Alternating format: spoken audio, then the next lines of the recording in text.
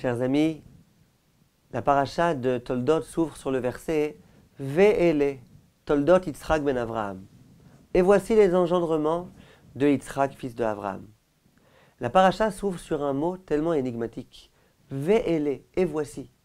Depuis quand on a vu que lorsqu'on parlait en français, par exemple, on commençait par et voici. Imaginez que j'avais commencé ce cours en vous disant et mes chers amis. Ça aurait fait bizarre. Et alors on va commencer. Pourquoi tu ne commences pas ta phrase comme il faut? Là on commence non seulement un verset de cette façon-là, mais une paracha de cette façon-là. Quel est le sens de ce Ve'ele, et voici?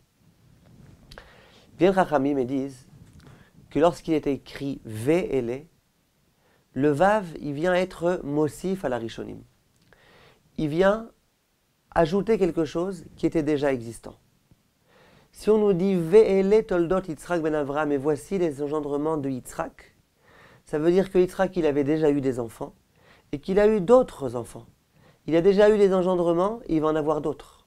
Le Ve'ele, il se rapporte à des engendrements déjà existants et il vient simplement nous montrer qu'il y a eu de nouveaux engendrements. Simplement, la question qui se pose, c'est que lorsqu'on a étudié les parachiotes de Vayera, de Chayesara, on n'a vu à aucun moment que Yitzhak a eu des enfants. Les premiers enfants dont on va entendre parler, ça va être les enfants qui vont être énumérés dans cette paracha, qui vont naître dans cette paracha, Yaakov et Esav. Alors c'est quoi ce Ve'ele? Quel est le sens du Ve'ele? De quels enfants parle-t-on? À qui fait-on allusion? Il faut savoir, mes chers amis, que Chachamim nous disent que lorsqu'on parle d'enfants, il y a tout type d'enfants. Il y a des enfants biologiques et il y a des enfants qui ne sont pas biologiques. Ce sont mes enfants, bien que je ne leur ai pas donné littéralement naissance. Quelques exemples. La Gemara de Sanhedrin va nous dire que toute personne qui enseigne la Torah au fils de son ami, on considère la chose comme si c'est lui qui avait donné naissance à cet enfant. Pourtant, c'est pas moi son père. Son père, c'est mon ami. Oui, mais puisque moi j'ai enseigné la Torah à cet enfant, c'est comme si c'est moi qui lui avais donné naissance. Lorsqu'on a des élèves, nos élèves, d'une certaine façon, ce sont nos enfants. C'est pour ça que vous verrez quelquefois les vieux rabbins tunisiens, algériens, marocains, qui disent aux femmes « Ma fille, comment ça va ma fille ?» ou aux garçons « Mon fils, comment vas-tu ?» C'est qu'effectivement, ils considèrent que cet élève, c'est son fils. C'est pas qu'une façon de parler, c'est une réalité. Pourquoi? L'homme est constitué d'un corps et d'une âme. Le corps, bien évidemment, c'est les parents biologiques qui l'ont donné. L'âme, c'est aussi les parents qui l'ont donné. Simplement, lorsque le Rav vient et qu'il forge cette âme, qu'il corrige cette âme, qu'il la construit, mais d'une certaine façon, il construit cet homme. Donc lui aussi, il contribue à la construction de cet homme, à la création de cet homme. Et c'est la raison pour laquelle on considère que celui qui enseigne la Torah à quelqu'un, c'est d'une certaine façon comme s'il lui avait donné naissance. À propos de Esther, on nous dit dans la Megillat Esther, Ve'aïta lo lebat. Esther, c'était la fille de Mordechai. La fille, c'était pas sa fille. Simplement, comme Mordechai, c'est lui qui l'a éduquée, c'est lui qui l'a nourrie, c'est lui qui l'a blanchie, c'est lui qui s'est occupé d'elle sans arrêt, c'est lui qui lui a appris la Torah. Et bien, d'une certaine façon, c'est devenu sa fille. À propos d'Abraham, on va nous dire qu'Abraham, il était Avamon Goïm. Ve'eta nefesh asher asu becharan. On va dire d'Abraham que c'était le père de l'humanité. Pourtant, combien d'enfants il a eu? C'est pas lui qui a donné naissance à toute l'humanité. Simplement, étant donné que c'est lui qui a essayé de diffuser la Torah, qui a enseigné la Torah, et bien d'une certaine façon, il est devenu le père du monde tout entier. Le père de l'humanité. C'est la raison pour laquelle on comprend très bien que lorsqu'on parle d'enfant, il y a le véritable enfant, l'enfant que j'ai eu moi-même, un homme et une femme qui ont une union, et ça donne finalement naissance à un enfant. Et il y a d'autres enfants. Ces enfants-là, il ne faut pas les négliger. Ces enfants-là, tout un chacun peut avoir la possibilité de les avoir, de les créer. Il est écrit dans la Gemara, Gadol Shimusha Yoter Milimuda. C'est-à-dire que lorsque je veux apprendre la Torah d'un Rav, j'ai deux façons de pouvoir apprendre. La première façon, c'est de venir écouter les cours de ce Rav. À chaque fois, je m'assois au premier rang, j'ouvre grand mes oreilles et j'écoute ce que le Rav a à m'apporter. les enseignements que le Rav va me délivrer. D'une certaine façon, on peut apprendre énormément de choses lorsqu'on est attentif, lorsqu'on écoute avec intérêt. Simplement, bien la Gemara dit, il y a une autre dimension d'apprentissage. On peut apprendre quelquefois beaucoup plus de son Rav d'une autre façon. Laquelle? Gadol Shimusha. Lorsqu'on côtoie le Rav, lorsqu'on est à ses côtés, lorsqu'on voit comment il mange, comment il boit, comment il va se coucher, comment il se lève, comment il parle aux personnes qu'il rencontre dans la rue, comment il répond au téléphone, comment il s'adresse à ses enfants, comment il fait pour donner des cours. Lorsqu'on côtoie un Rav et qu'on vit avec lui au quotidien, quelquefois on peut apprendre beaucoup plus que lorsqu'on se contente d'écouter ses enseignements. Comment ça se fait? C'est que les enseignements que le Rav donne, ils sont finalement conceptuels. On entend des idées, c'est beau, c'est intéressant. Mais lorsqu'on vit avec le Rav, on voit que toute cette Torah, ça devient une vie. On voit comment le Rav y vit avec cette Torah. Comment cette Torah, elle l'a transformé, ce Rav. Comment cette Torah, elle est véhiculée par ce Rav. Et de cette façon-là, on peut apprendre beaucoup plus. La Gemara raconte qu'il y avait un Rav qui s'appelait Rav Kahana. C'était un Rav de l'époque talmudique, un Rav extrêmement saint. Un jour, il s'est caché sous le lit de son maître. Son maître, il s'appelait Rav. Vous avez entendu parler de Rav? Rav, c'était un Amora lui aussi très grand. Il s'est caché sous son lit. Et au moment où Rav a eu une relation avec sa femme, à un moment donné, visiblement, Rav Kahana, qui était sous le lit, il a éternué. Et Rav s'est aperçu que sous son lit, il n'y avait pas moins que Rav Kahana. C'est un acte audacieux ce que Rav Kahana a fait. Immédiatement, Rav s'adresse à son élève, il lui dit « Qu'est-ce que tu fais là ?» Il lui dit « C'est quoi le problème? Je voulais apprendre la Torah. » Alors Rav dit à son élève, Rav Kahana, « La vorachara, c'est pas poli ce que tu fais. C'est pas de cette façon-là qu'on se comporte. » Et Rav Kahana de répondre à son Rav, « Je suis désolé Rav. Torahi velilmod anitzarich. » Le comportement que tu vas avoir avec ta femme, c'est une Torah. Et moi, il faut que je comprenne la Torah. Moi, je veux apprendre la Torah. J'ai besoin d'apprendre la Torah. Ça veut dire quoi? La Torah, c'est pas simplement ce que le Rav dit lorsqu'il donne un cours magistral. La Torah, c'est comment le Rav se comporte avec sa femme aussi. Comment il parle à sa femme. Qu'est-ce qu'il lui dit? Or, c'est sûr que c'était audacieux. Mais dans la mesure où Rav a compris que l'intention de son élève, c'était d'apprendre la Torah, il n'avait plus rien à lui dire. Il lui a pas dit, tu n'aurais pas dû faire ça. Dans un premier temps, il lui a dit, tu n'aurais pas dû faire ça. Lorsqu'il a vu que ça provenait d'une envie profonde du Rav, d'apprendre la Torah de son maître, il ne pouvait déjà plus rien dire. Personne n'a jamais suspecté Rav Kahana d'être vicieux. Chas v'shalom. Rav Kahana, il avait compris que pour pouvoir apprendre la Torah, il faut apprendre du comportement. Quelquefois, le comportement d'un Rav, il dit beaucoup plus. Il parle de lui-même beaucoup plus que les enseignements qui émanent de sa bouche. Et ça, c'est la dimension de Shimusha. On peut apprendre beaucoup du comportement de quelqu'un. Et ça, c'est censé tous vous rassurer. Je sais que vous tous, vous toutes les personnes qui m'entendent, vous pouvez être adulte, vous pouvez être enfant, vous pouvez être âgé, vous pouvez être jeune. Vous pouvez être un homme, vous pouvez être une femme. Ça ne change rien du tout. Je suis certain que vous tous, vous avez des élèves. Alors donner des cours, je ne suis pas sûr que vous donnez tous ou toutes des cours. Comprendre l'hébreu, être capable de traduire des versets, je ne suis pas sûr que vous savez tous et que vous savez toutes. Simplement, donnez l'exemple aux autres. Être un exemple permanent. Être un exemple ambulant. Donner envie aux gens de progresser de par votre comportement. Ça, vous pouvez tous. Ça, vous pouvez toutes. Et je suis certain que vous avez tous des élèves. Toutes ces personnes-là qui ont un jour eu envie de mieux se comporter, qui se sont un jour renforcées, grâce à un bon comportement que vous avez fait, grâce à une belle bénédiction que vous avez récitée, grâce à un bel acte de charité que vous avez accompli. Ces personnes-là, c'est devenu vos élèves. Ces personnes-là sont donc devenues vos enfants. On l'a expliqué. La meilleure façon d'enseigner la Torah, c'est pas en parlant. La meilleure façon, c'est en se comportant comme il faut. La meilleure façon, c'est en montrant que la Torah, c'est une Torah de vie, une Torah avec laquelle on vit. C'est pas qu'une Torah conceptuelle, c'est une Torah qu'on accomplit au quotidien, de façon active. Lorsque vous vous comportez bien et qu'il y a des personnes qui vous voient, au travail, combien on peut donner un bon exemple? Quand on est au travail, qu'on se comporte de façon droite, contrairement à tous ceux qui se comportent de façon tellement maladroite, tellement interdite, avec tellement d'iniquité. Et lorsque nous, on est droit, droit comme une règle, ça donne envie aux autres de nous imiter. Lorsque nous, on fait attention à notre bouche, à la façon dont on parle, à ce qu'on regarde, à ce qu'on lit, à ce qu'on fait.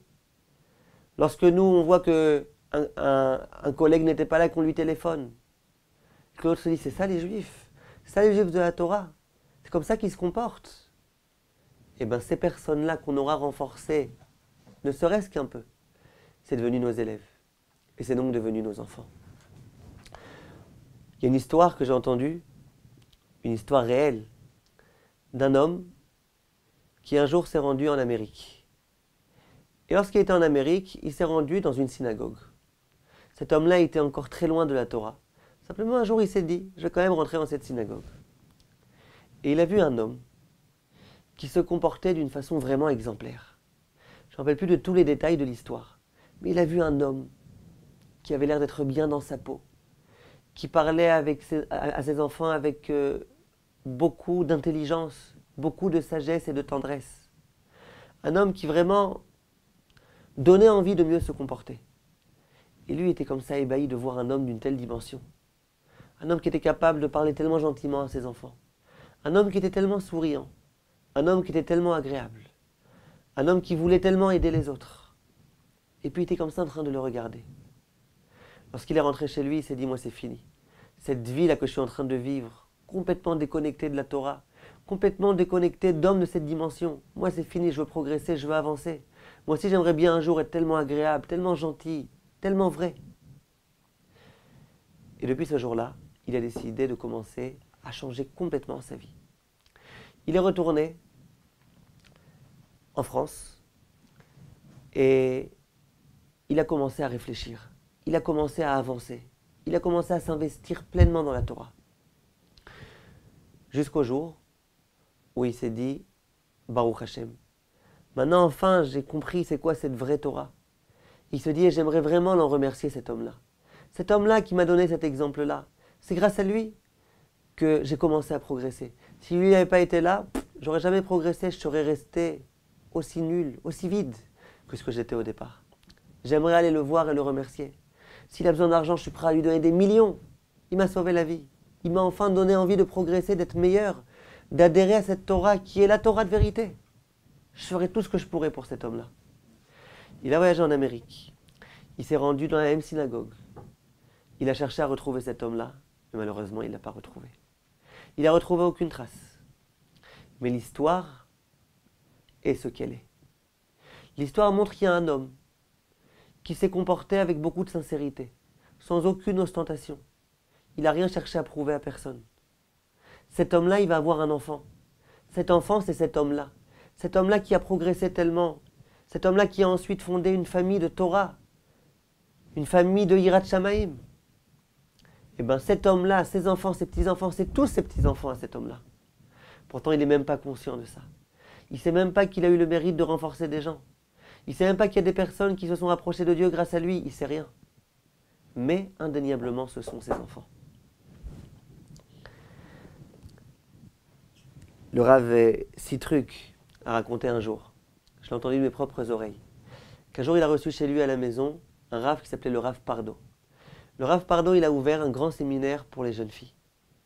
Les jeunes filles qu'il allait chercher, c'était des jeunes filles qui provenaient des milieux les plus défavorisés, des bas-fonds de la banlieue parisienne, les endroits les plus mauvais, les filles qui avaient le niveau le plus dépravé. Et il s'est occupé d'elles. Et il a fait d'elles finalement des princesses. Un jour, le Rav Pardo s'est adressé au Rav Sitruk. Il lui a dit, vous voyez tout ce que j'ai fait? Eh bien, je peux vous dire une chose, Rav Sitruk. Vous savez, moi, j'ai jamais eu le mérite d'avoir d'enfants. J'en ai jamais eu. Et je pense que c'est grâce à ça que j'ai réussi à faire ce que j'ai réussi, à faire ce que j'ai fait. Pourquoi? Parce que je n'avais pas d'enfants. Et j'avais une véritable envie d'avoir des enfants, de donner, de construire. Et le fait que je n'ai pas d'enfants, ça m'a donné l'envie, la force, le courage d'ouvrir cet immense séminaire dans lequel on a fait tellement de grandes choses. Si jamais j'avais eu des enfants, je ne suis pas sûr que j'aurais réussi. Voilà un homme qui a eu des enfants. Toutes ces filles-là, ce n'est pas ses enfants. Bien sûr que ce sont ses enfants.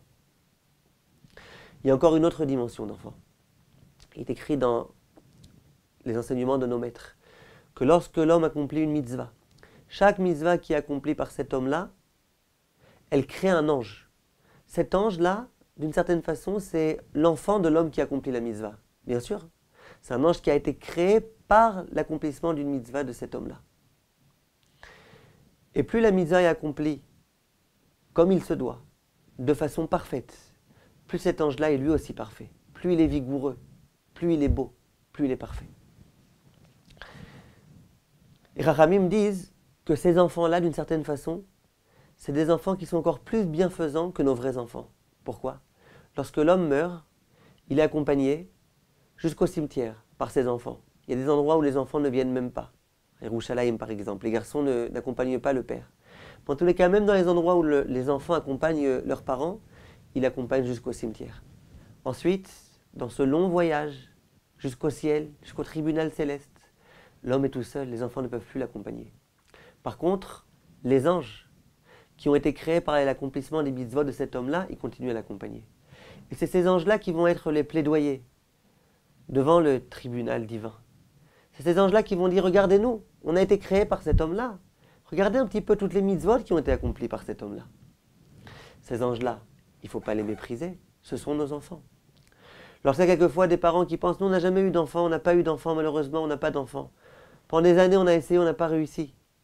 Non, vous avez eu des enfants. Toutes les mitzvot que vous avez accomplies, c'est des enfants. Toutes les personnes que vous avez renforcées, c'est des enfants, indéniablement. Vient la paracha de la semaine.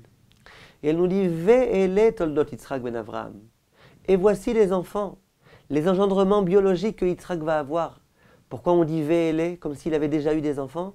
Pourquoi? Vous pensez qu'il n'a pas eu déjà des enfants? Vous pensez qu'il n'a pas réussi, Yitzhak, à renforcer des gens en Torah? Vous pensez qu'il n'a pas accompli plein de mitzvot? Bien sûr qu'il a accompli. Donc jusqu'à présent, il avait déjà plein d'enfants. Une ribambelle énorme d'enfants. Simplement, à présent, on va nous parler de ses enfants biologiques. Les enfants biologiques, Yaakov et Esav. Il y a un autre homme qui va aussi avoir des enfants. C'est Ishmaël. De Ishmaël, on va nous dire à la fin de la paracha, Ve'ele toldot Ishmaël. Et voilà les enfants de Ishmaël. Ça veut dire quoi? Et voilà les enfants de Ishmaël? Est-ce que vous pensez que Ishmaël, lui, il n'a pas eu d'enfants? Bien sûr qu'il a eu des enfants. Toutes les personnes qu'il a réussi à encourager à faire le mal, ce n'est pas des enfants, ce n'est pas des élèves, c'est des enfants pourris. Toutes les avérotes qu'il a commises, cet homme-là, ce n'est pas des enfants, ce n'est pas des anges, bien sûr c'est des anges. C'est des anges accusateurs qui vont arriver en haut. Ishmaël, lorsqu'il va avoir des enfants, il en a déjà eu avant. Tous les enfants négatifs qu'il a réussi à créer. L'homme a la possibilité d'avoir des enfants. Pas simplement les quelques 5, 6, 10 enfants, 12 enfants que les parents peuvent avoir. Toutes les mitzvot qu'on accomplit, c'est des enfants. Et c'est ce que la Torah nous dit. Ve'ele toldot Yitzhak ben Avraham. Voilà les enfants que Yitzhak va avoir à présent, parce qu'avant il en a déjà eu plein, et il continuera à en avoir. Kol tov, mes chers amis, et à bientôt.